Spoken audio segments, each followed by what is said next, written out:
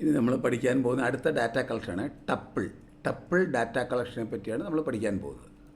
അപ്പോൾ ടപ്പിൾ എന്ന് പറയുന്ന ഒരു നെയിം അതിൻ്റെ അകത്ത് നമ്മൾ കൊടുക്കുന്നത് അത് റൗണ്ട് ബ്രാക്കറ്റിനുള്ളിലാണ്. നേരത്തെ നമ്മൾ ലിസ്റ്റ് കൊടുത്തത് സ്ക്വയർ ബ്രാക്കറ്റിനുള്ളിലാണ്. ഇത് ടപ്പിൾ റൗണ്ട് ബ്രാക്കറ്റിനുള്ളിലാണ്. Book, basket, pencil.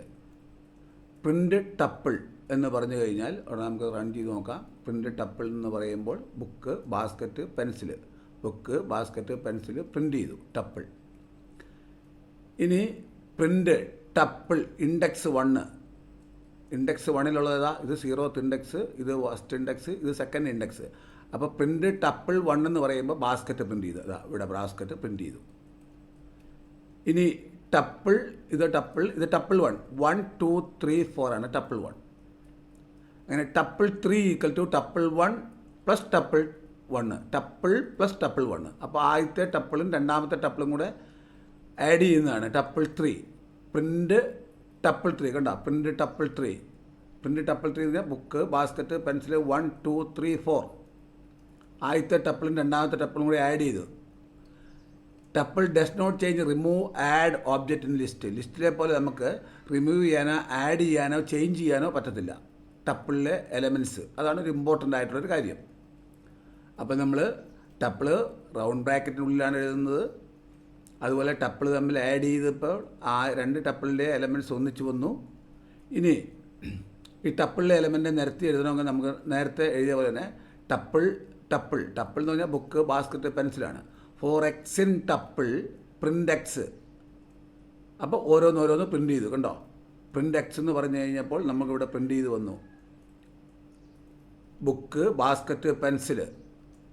Book, basket, pencil എന്നുള്ളത് പ്രിൻ്റ് ചെയ്ത് തന്നു. ബുക്ക്, ബാസ്ക്കറ്റ്, പെൻസിൽ പ്രിൻ്റ് ചെയ്ത് തന്നു.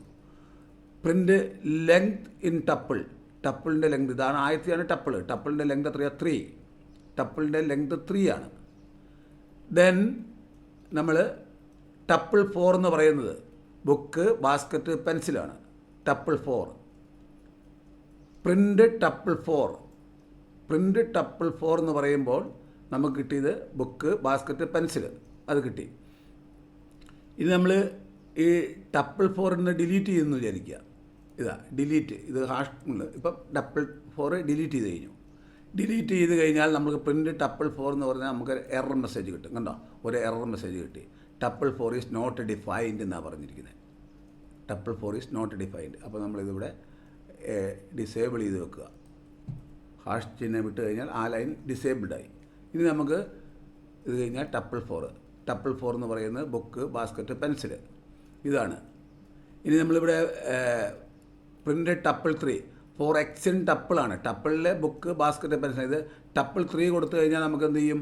ഇതിലെ tuple 3 for x in tuple 3. അപ്പോൾ ടപ്പിൾ 3 ഫുള്ള് പ്രിൻ്റ് ചെയ്യും. ടപ്പിൾ 3 എന്ന് പറഞ്ഞാൽ എല്ലാ എലമെൻറ്റും കൂടി ഉള്ളതാണ്. ടപ്പിൾ 3യിലെ എലമെൻറ്റ് ഏതാ?